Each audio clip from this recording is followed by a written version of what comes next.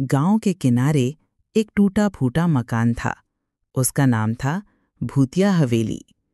दिन में भी वहां अजीब सन्नाटा रहता और रात को तो हवा के साथ खिड़कियां इतनी डरावनी आवाज करती कि कोई उधर जाने की हिम्मत नहीं करता।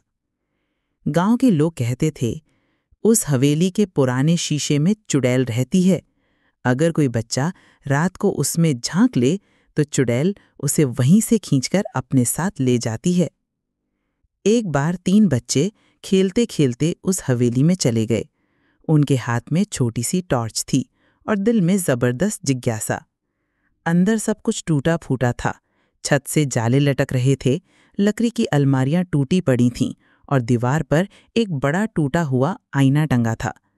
बच्चों ने जैसे ही टॉर्च उस आईने पर डाली, पहले तो सिर्फ उनकी परछाई नजर आई, लेकिन धीरे धीरे आईने में उनके पीछे एक काली परछाई उभरने लगी। उसके हाथ असामान्य रूप से लंबे थे और उसकी उंगलियां मानो सीधे बच्चों की गर्दन पकड़ने बढ़ रही हों। बच्चों ने मुड़कर देखा तो पीछे कोई नहीं था। वे कांपते हुए फिर आईने में झांके और इस बार वहां एक चुड़ैल खड़ी थी। उसके लंबे काले बाल बिखरे हुए थे, चेहरा सफेद और भयानक था और आंखों की जगह सिर्फ गहरे काले गड्ढे थे। उसके होंठ पर एक डरावनी मुस्कान थी। अचानक आईने से खड़खड़ाती आवाज आई, तुमने मुझे देख लिया, अब तुम मेरे हो। इतना कहते ही चुड़ैल का आधा शरीर आईने से बाहर आने लगा। बच्चे डर से चीखने लगे और दरवाजे की ओर भागे, लेकिन दरवाजा अपने आप धड़ाम से बंद हो गया।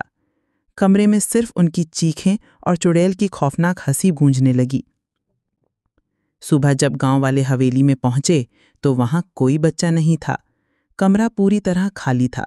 सिर्फ टूटा हुआ आईना दीवार पर टंगा था, जिस पर छोटे छोटे खून से बने हाथों के निशान साफ दिखाई दे रहे थे, जैसे बच्चों ने आखिरी पल में बाहर निकलने की कोशिश की हो। गांव वाले आज भी कहते हैं कि अगर कोई बच्चा रात को आईने में देखे और उसे पीछे से किसी और के सांस लेने की आवाज सुनाई दे, तो समझ लो चुड़ैल उसके बिल्कुल पीछे खड़ी है। कृपया लाइक, शेयर और सब्सक्राइब करना ना भूलें और बेल आइकन को जोर से हिट करें।